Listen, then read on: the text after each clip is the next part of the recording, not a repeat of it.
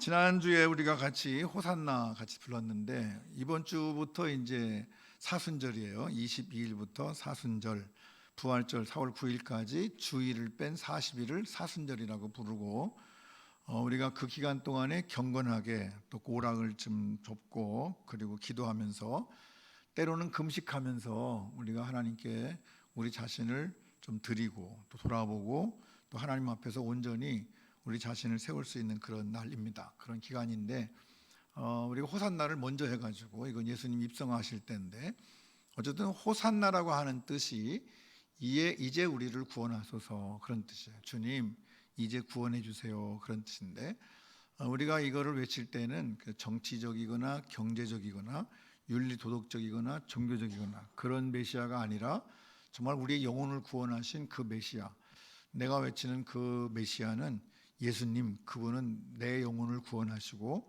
우리 모든 인류의 죄를 용서하시고 죄값을 치르셔서 하나님과 우리 사이의 관계를 회복시키시는 그 메시아, 그 메시아를 우리가 찬양하고 또 주님 앞에 호산나 외칠 수 있어야 될 줄로 믿습니다. 어쨌든 다른 마음을 가지면 욕망으로 하는 거죠. 헛된 욕망, 그래서 뭔가를 자꾸 채우려고 하는 그런 마음을 가지고 호산나 부르면 사실은 채워지는 것이 아니라 그럴수록 자꾸 비어져요. 세상의 것은 자꾸 채울수록 그 채우는 것이 온전히 채워지는 게 아니라 자꾸만 더 부족하다고 느껴지게 되죠. 그래서 세상 사람들은 조금만 더라고 하는 말을 많이 써요. 조금만 더, 리틀 모아, 조금만 더. 근데 우리는 뭐라고 말하죠? 만족합니다. 그런 얘기를 하죠. 주 안에서 우리는 만족하죠. 조금 더 있으면 만족하는 게 아니라 언제 어디서나 어떤 상황이든지 하나님의 은혜로 만족한, 그래서 호산나가 주님 이제 구원하소서, 내가 만족하기를 원합니다. 만족합니다. 주님 한 분만으로 만족합니다. 그런 마음으로 우리가 살아가야 될 줄로 믿습니다. 예수님께서 예루살렘 성에 입성하신다고 하는 말은 이런 거예요. 예수님 당시에 예루살렘 성전과 감람산인데, 감람산이 여기예요. 여기 볼록소나무 가운데 있는 게 감람산이고, 예수님께서 주로 많이 머무셨던 곳이 베단이라고 하는 곳에서 벳바게를 거쳐서 감람산을 넘어 예수님께서 예루살렘에 이렇게 입성하신 거죠. 그리고 그날 그냥 입성하셨다가 호산나 외치는 소리 들으시고 다시 나오셔가지고 베다니에 다시 가서 주무시게 되는데, 베다니에 가서 주무신 다음에 다음 날 또 다시 여기를 가시죠. 베다니에서 예루살렘 성전까지는 약 15리 정도 되는데 먼 길인데도 주님은 걷는 걸 좋아하셨나 봐요. 그래서 걸어갔다가 걸어오시고 또 걸어가시고 그러셨는데, 예수님께서 이제 그 예루살렘 성으로 베다니에서 가시는 도중에 아침에 일찍 나가셨는데 아침을 안 드시고 가셨는데 시장하셨나 봐요. 근데 이제 무화과 나무 한 그루가 있으니까 잎이 많은 무화과 나무를 보시고 혹시 무화과가 있을까, 뭐 먹을 게 있나 하고 가서 이렇게 보셨대요. 근데 가보니까 잎만 잔뜩 하고 무화과가 하나도 없는 거예요. 근데 재미난 거는 오늘 마가복음에 마가라고 하는 사람이 쓴 책인데, 마가가 뭐라고 거기다가 한마디 얘기를 다뤄놓는 거 아니, 열매가 없는데 때는 무화과의 때가 아니었대요. 무화과의 때가 아니었다고 하면 무화과 열매가 안 열을 때인데, 예수님이 그걸 모르셨나? 이파리만 많은 무화과에서 열매를 찾으셨다는 거 아니에요? 근데 어쨌든 그 나무에 열매가 없어요. 그때는 무화과의 때가 아니래요. 그럼 열매 없는 게 당연하지. 그런데 예수님께서 그 나무를 보시고 나무에게 저주를 하세요. 좀 이해가 안 가요. 이제 천국 가면 예수님께 여쭤볼 게 많아요. 아니, 무화과 나무 때가 아닌데 가서 무화과 나무에 열매가 없다고 그 나무를 저주하시면 되겠어요? 이거 예수님 앞뒤가 안 맞잖아요. 뭐 그렇게 물어볼 말도 있는데, 여쭤볼 말도 있는데, 어쨌든 예수님께서 그 나무를 향해서 뭐라고 저주하시는 거 아니? 이제부터 영원토록, 내가 아무튼 영원토록이라고 하는, 영원히 사람이 내게서 열매를 따먹지 못하리라. 이게 무슨 얘기야? 너 죽을 거야. 죽어. 그런 얘기죠. 죽는데요. 이게 왜 이 나무가 뭐 잘못한 것도 없는데 아직 때가 아닌데, 근데 때가 아니어서 열매가 없는 거를 예수님이 왜 그러셨을까? 또 모르겠어요. 접어놓고. 그리고 이제 예수님께서 이렇게 저주를 하시고 그리고 예루살렘으로 들어가시죠. 예루살렘 성으로 예수님께서 들어가시는데 예루살렘 성전이 이렇게 커요. 이거는 헤롯 시대에 지은 헤롯 성전. 헤롯이 이스라엘 사람들의 환심을 사기 위해서 엄청난 돈을 들여서 지은 성전인데 이 성전에 예수님께서 들어가시자마자 성전 안에 꼴이 이상한 거예요.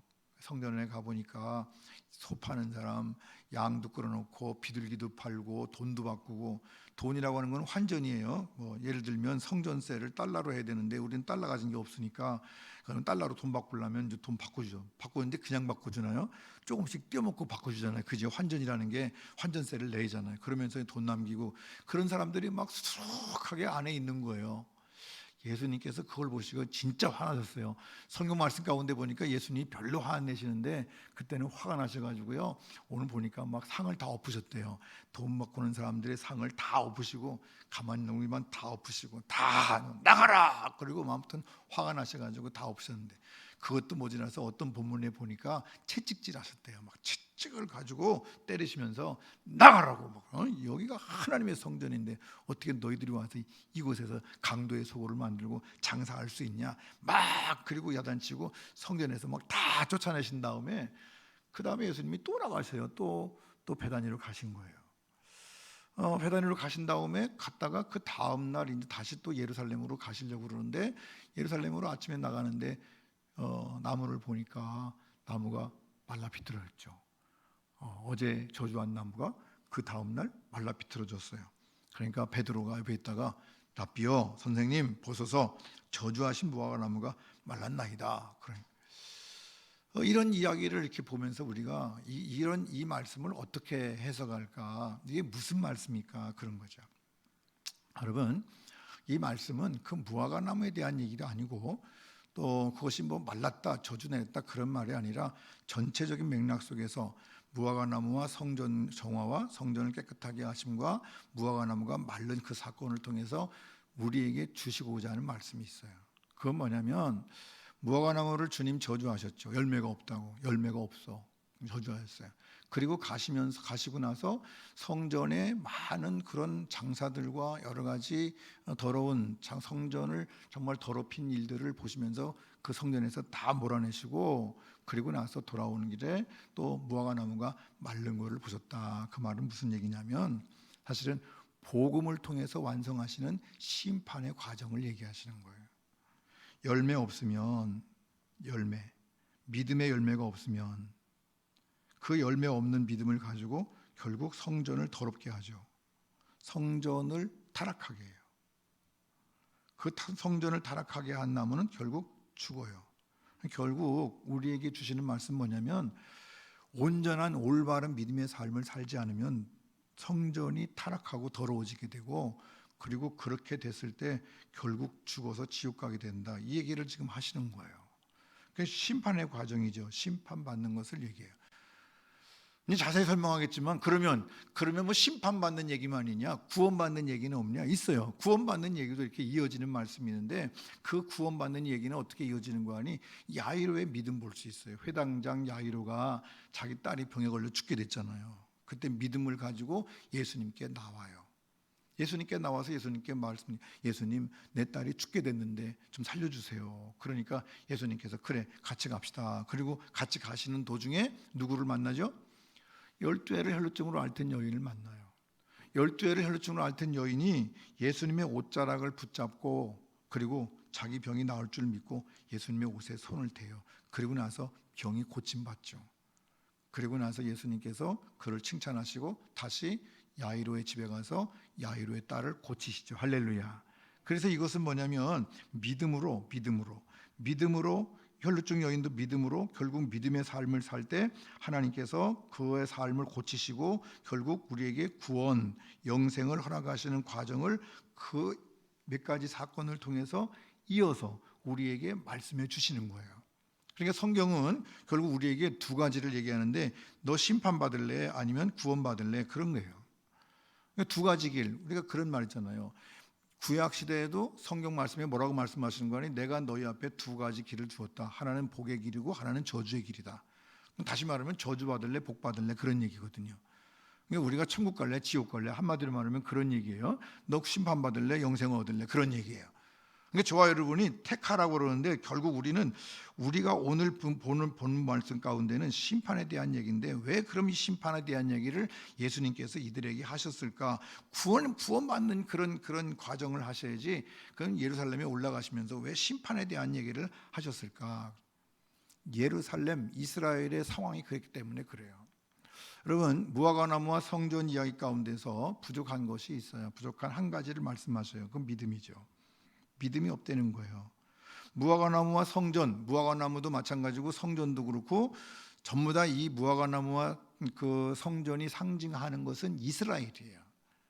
하나님은 이 성경 말씀 속에서 무화과나무와 성전을 이스라엘로 보시고 그 이스라엘은 잎사귀는 무성한데 뭐가 없다? 열매가 없다는 거죠. 너희 이스라엘아, 너희가 보기에는 잎사귀는 잔뜩한데 근데 너희 가운데 열매가 없어. 다시 말하면 유대인들이 신앙생활을 하는데 그 신앙생활이 결국 너희가 하는 신앙생활대로 한다면 심판을 받아야 돼. 그 심판을 받아야 되고 그리고 그로 말미암아 저주를 받을 거야. 그러니까 어떡하라고? 고치라고. 그래서 예수님께서 이 이야기를 통해서 이스라엘을 책망하시는 거죠. 책망하셔요.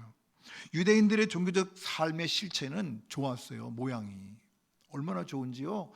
이스라엘 사람들은 정교한 종교적 제도를 갖고 있었어요. 여러 가지 급이 있었고 그리고 성전에서 봉사하는 사람들이나 모든 것들이 다 조직적으로 아주 일사불란하게 잘 진행이 됐어요. 또한 물질적인 인적 구성도 풍부했다고요. 많은 사람들이 하나님 믿었기 때문에 전체가 다 하나님 섬기기 때문에 많이 일하는 사람들이 있었고 물질적인 자원도 풍부했죠. 근데 예수님 그들을 향해서 뭐라고 말씀하시는 거 아니? 회칠한 무덤이라고 말씀하셔요. 회칠한 무덤. 저게 무덤인데요. 이스라엘의 무덤이 이렇게 생겨요. 그 사람들은 무덤을 이제 옛날에는 뭐 속에다 넣었지만 요즘에는 겉으로 이렇게 막 빼놔요. 왜 빼놓는 거 아니?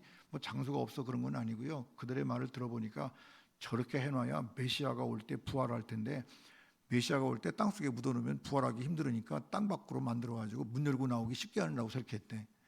그래갖고 아무튼 그런 묘가 많은데 형식적인 믿음, 형식적인 신앙 이런 것들을 얘기하죠. 회칠한 무덤. 그 안에 가득한 게 뭐죠? 결국 시체 들어있고 뼈가 들어있겠죠. 결국 흉한 것들이 들어있는데도 불구하고 겉은 번지르르한 그런 거죠.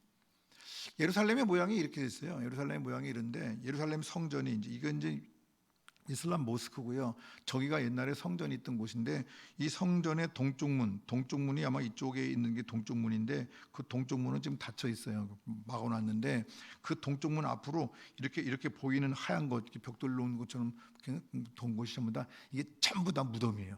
전부 다 무덤인데 예루살렘의 동쪽 쪽으로 해서 전부 다 공동묘지인데 왜 거기다가 공동묘지를 만들어 놓은 거 아니? 메시아가 오시면 이리 오신대요. 동쪽문으로. 동쪽문이 막혔는데 동쪽문을 팍 열고 그리고 메시아가 오시면서 그곳에서부터 이쪽부터 시작해서 모든 죽은 자들이 부활하는데 누가 제일 먼저 부활할 거냐? 그러면 이 담 밑에 있는 사람들이 먼저 부활한다는 거야. 그래서 담 밑으로 갈수록 값이 비싸고요. 멀어질수록 값이 싸고 그래요. 아무튼 이 안에 이 감람산 쪽에 있는 무덤이 제일 비싼 무덤들이고 거기에 보면 무덤들이 잔뜩해요. 그것은 부활에 대한 믿음은 있어요. 굉장한 믿음이에요. 여러분 그런 믿음 있나요? 교회 가까이에 무덤 써야 된다고 하는 사람도 없잖아. 근데 우리는 막 자꾸 그래. 이스라엘 사람들은 굉장한 믿음이 있는데 근데도 불구하고 바울은 그런 사람들, 이 유대인들에 대한 믿음에 대해서 이렇게 말했죠. 디모데후서 가운데 보니까 경건의 모양은 있는데 경건에 뭐가 없다? 능력은 없대요. 이미지는 있어요. 이미지는 있는데 뭐가 없다? 파워가 없대요. 파워가 없대요. 그러니까 이미지는 있어요. 모양은 있어요. 능력은 없죠. 오늘날도 마찬가지 잘못하면 모양은 있는데 능력이 없을 수 있어요. 모양도 중요해요. 그렇다고 모양이 없으면 안 되지만 모양도 중요하지만 모양도 있어야 되고 그러면 무엇도 있어야 돼요? 능력도 있어야 돼요. 교인들은 교인의 이름도 있어야 되지만 나가서 교인으로 인정받을 만한 능력도 있어야 된다 그 말이죠. 그러니까 이것들이 같이 있어야 되는데 예루살렘 이스라엘 백성들은 모양은 있는데 능력이 없대요. 사실은 열매가 없는 거예요. 열매가 없다고 하는 말은 속이 비었다는 말이고 그것이 결국 이스라엘의 멸망의 저주의 시초가 되었다 그런 얘기죠. 예루살렘 성전이 이렇게 되어 있어요. 지금은 없어졌지만 옛날 헤롯 성전을 이제 모양으로 만들어 놓은 거죠. 지성소가 여기가 사실은 예배드리는 곳이에요. 하나님 계신 곳, 하나님 계신 곳 여기가 예배드리는 곳이고, 나머지 이렇게 이제 큰 담이 있는데 이게 다 여기가 성전 안에 들어가죠. 이거는 이제 영적으로 여러 가지를 상징해요. 이 지성소라고 하는 건 우리의 믿음이고요. 그 믿음만 있으면 되는 것이 아니라 정말 중요한 것은 우리의 삶이, 이 담이, 이래서 마당이 있어야 되는데, 마당이라고 하는 말은 우리가 돌아다니는 곳이거든요. 우리의 삶이 온전할 수 있어야 온전한 성전이 된다는 거예요. 이것들을 우리가 상징하는 걸 보면 저와 여러분에게 믿음도 중요하지만 우리가 삶을 살아가는 삶이 중요한데, 이것이 뭐죠? 열매죠. 열매. 우리의 믿음의 열매, 삶의 열매가 우리 삶 속에서 있을 때 우리의 믿음이 온전해지는 줄로 믿습니다. 그러니까 사실은 성전이라고 하는 것이 그냥 건물 그거 하나만 끝나는 것이 아니라, 성전은 하나님의 거룩한 집인데 가장 귀한 성전은 우리 마음속에 있죠. 내가 내 마음속에 하나님을 모시는 것이 성전인데, 그것만 성전이 아니라 내가 살아가는 삶의 모든 현장이 다 뭐예요? 그것이 다 성전이라. 그 성전. 우리는 자꾸 내 마음속에만, 교회만 이것만 생각하니까 교회 밖에서의 삶은 그냥 대충 살아도 된다고 생각하기가 쉬워요. 근데 우리는 내 마음속에 있는 성전도 중요하지만, 내가 하는 행동이나 내가 하는 말하는 것이나 내가 사는 모든 삶의 현장이 성전이고, 교회만 성전이 아니라 우리가 교회 안에서도 거룩하게 지내야 되지만 교회 밖에서도 더 거룩하게 아름답게 우리의 삶을 살아갈 때 그 성전이 온전한 성전이 되게 되는 줄로 믿습니다. 그것이 중요한 거예요. 근데 우리는 자꾸만 하나님을 공경한다는 핑계로 시장터를 만들 경우가 참 많아요. 이스라엘 백성이 그랬다는 거죠. 하나님을 공경한다는 핑계로 시장을 만들어. 그 왜 그러냐면 희생제사에 필요한 제물들이 있죠. 소도 드려야 되고 양도 드려야 되고 비둘기도 드려야 되는데, 먼 데 있는 사람이 걸어서 한 7일 정도, 한 일주일 정도, 3, 4일 정도 걸어와야 되는데, 그 양을 몰고 소를 몰고 오다 보면 소만 몰고 오는 것이 아니라 그 여물도 밀고 와야 되죠. 물도 지고 와야 되지. 가져올 게 많아. 그러니까 3, 4일 동안 오면 힘들으니까 차라리 어떤 제도를 만드는 거니, 돈을 가져와서 이 주변에, 예루살렘 주변에 있는 그곳에서 양을 사고 소를 사가지고 가까이에서 하나님께 드릴 수 있도록 허락을 했어요. 의도가 참 좋았어요. 또 성전세도 마찬가지예요. 평상시 우리 달러 안 쓰니까, 달러 다시 말하면 세겔인데 세겔을 안 쓰니까 그 여러 가지 그런 돈을, 도마시대에 있는 돈 말고 유대인이 쓰는 돈을 가지고 해야 되는데, 통용하는 돈이 아니기 때문에 또 거기 와서 바꿔야 된다고. 이런 것들을 다 거기서 해주는 거죠. 편리하도록 만들어주는 거예요. 근데 편리하도록 만든 것이 이상하게 됐어요. 처음에는 감람산에서 시작했다가 이것이 점점 이방인의 뜰로 들어오고 다른 마당까지 다 섭렵하면서 이상해지고, 나중에는 성전 통로를 오가면서 성전을 모독하기까지 하죠. 그림으로 보여드릴게요. 설명을 해드릴게요. 처음에는 예루살렘 성전이, 저 안에 있는 그 리무진 박스가 성전인데, 처음에는 어디에 있는 거니? 감람산에 있었어요. 감람산에서 하자. 그래서 성전 밖에서 소도 사고 양도 사고 거기에서 다 사고 환전해가지고, 그리고 와서 하나님께 예배를 드리자. 그래가지고 좋은 뜻으로 시작했어요. 근데 하다 보니까 여기서 여기까지가 멀어. 골짜기 하나를 지나와야 되는데 속 끌고 거기 오는 것도 싫어. 그러니까 어떻게, 그러느니 거기나 마찬가지인데 우리 이방인의 뜰로 옮기자. 그래서 여기가 이제 이방인의 뜰인데 이방인의 뜰 쪽으로 옮겼어요. 성전 가까이로. 근데 옮기고 나니까 장소가 좁아. 장사들은 자꾸만 늘어나고, 소도 팔아야 되고 양도 팔아야 되고 비둘기도 팔아야 되는데 자꾸만 장사들은 늘어나는데 장소가 좁으니까 마당 하나를 더 쓰자. 그래서 이쪽 마당도 쓰는 거예요. 그러다 보니까 성전이 가운데 있는데 가운데 통로가 왔다 갔다 하면서 이쪽에서 팔고 저쪽도 팔아야 되는데 이게 귀찮아. 여기서 하다가 나갔다가 다시 돌아와서 여기 가야 되고 나갔다 들어와야 되고 이렇게 하니까 귀찮으니까 아예 그러면 그냥 성전에서 팔자. 그래서 여기로 왔다 갔다 하는 거예요. 예수님 오늘 말씀 가운데 예수님 말씀하신 게 그런 거예요. 성전 통로로 왔다 갔다 하면서 너희가 왜 성전을 더럽게 만드냐. 그런 좋은 뜻으로 시작한 것이 이제는 편하게 하다 보니까 이방인의 뜰도 다른 마당도 또 성전 마당도 다 아예 성전 안에서 그냥 장사하는 곳으로 만들어서 그렇게 지나가니까 예수님께서 화가 나신 거예요. 너희들이 왜 그렇게 하냐 그 말. 거기다가 또 한 가지 더 한 것이 있는데, 그건 뭐냐면 당국자들이 다시 말하면 교회를 관리하는 사람들이 장려하는 품목과 독점하는 품목이 있어서 자기들의 이익을 챙기는 거예요. 세를 받고 마당 쓰니까 성전 마당을 쓰는데 세금 내야지. 그래가지고 성전 마당세를 받고, 그리고 또 여기 들어올 때 뭐는 들어올 수 있고 뭐는 들어오지 못하고, 그러면서 이렇게 하면서 거기에서 또 이익을 취하고, 그래서 제사장들이나 그 레위인들이 거기에서 이익을 취하면서 부자가 되는 거예요.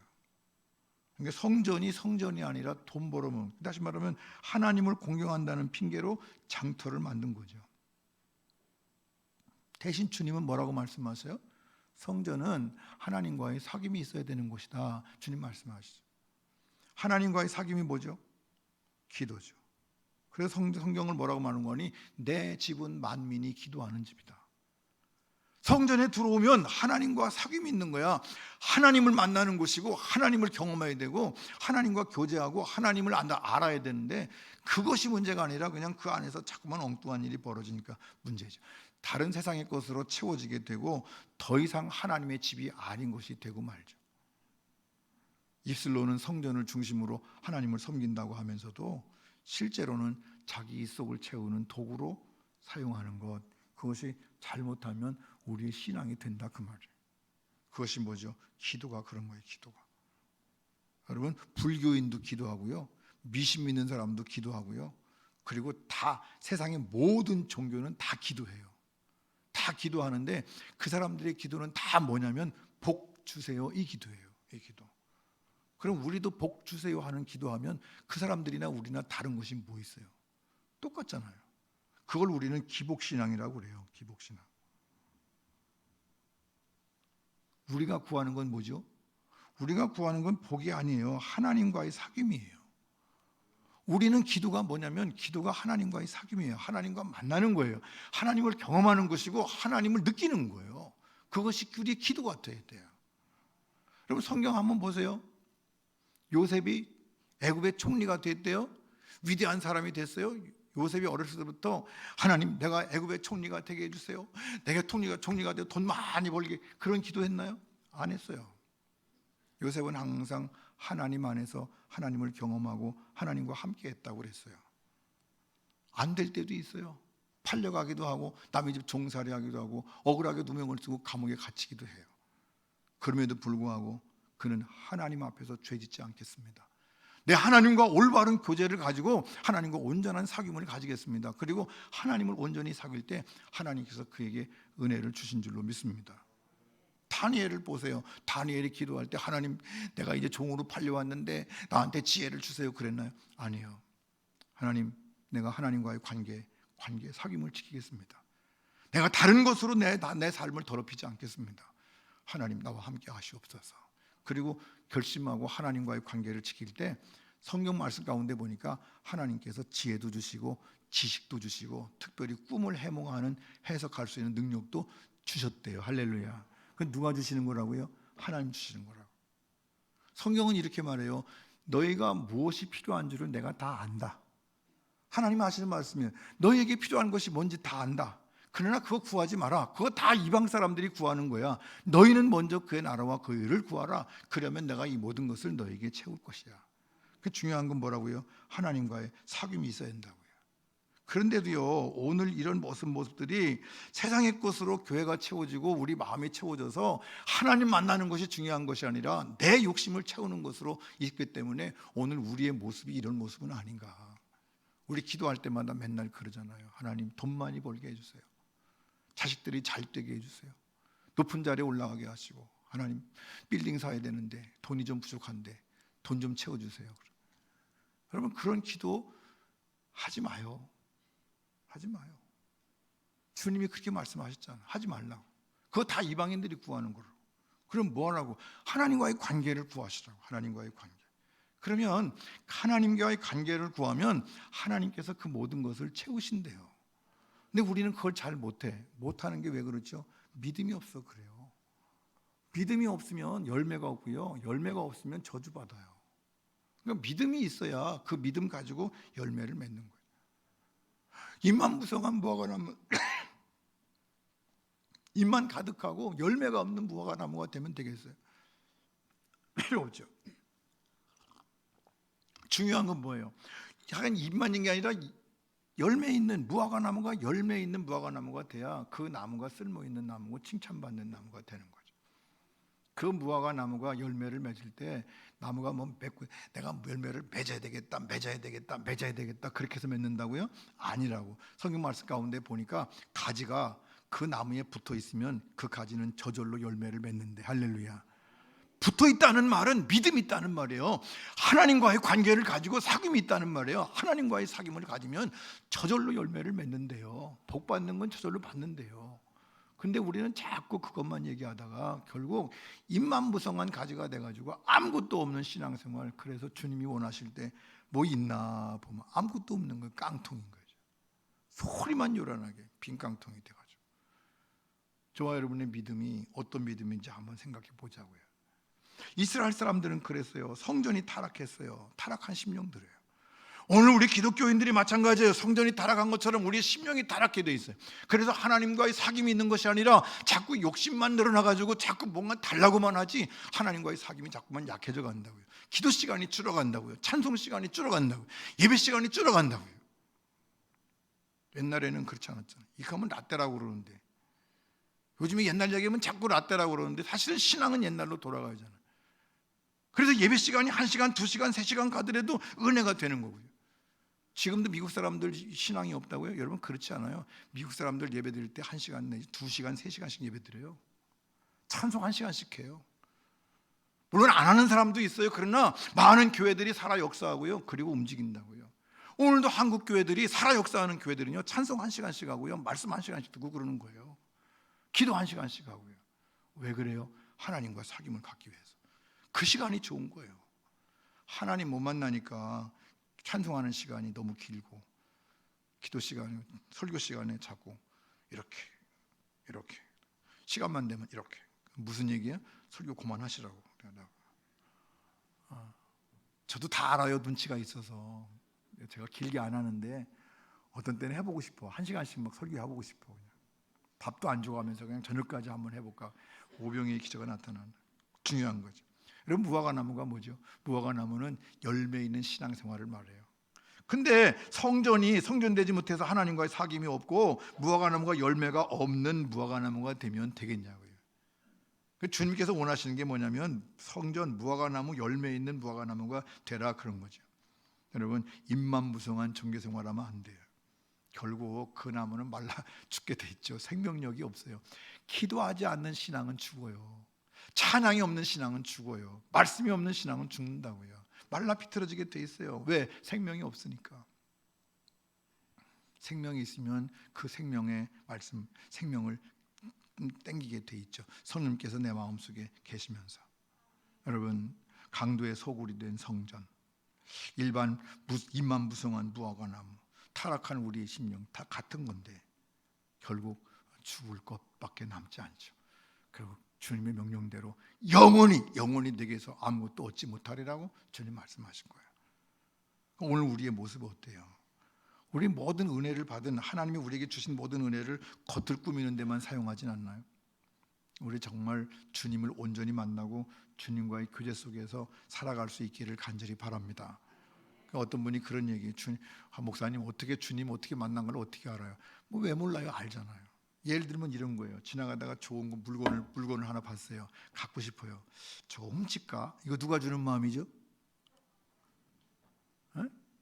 하나님이 이거 훔칠까? 그래 하나님 주신 마음입니까? 아니고 이거 훔치고 싶다. 그럼 누가 주는 마음이라고요? 마귀가 주는 마음이죠. 근데 아름다운 걸 봤어요. 야, 아름답고 좋다. 이거 누구한테 선물하면 참 좋겠다. 이거 누가 주신 마음일까? 성령께서 주시는 거예요. 여러분, 그럴 때 있어요. 저도 어떤 때는요, 교인들도 그렇지만 새뚱 빠진 사람이 생각날 때 있어요. 한 번도 만난 적이 없는 친구 이름이 갑자기 떠오를 때가 있더라고.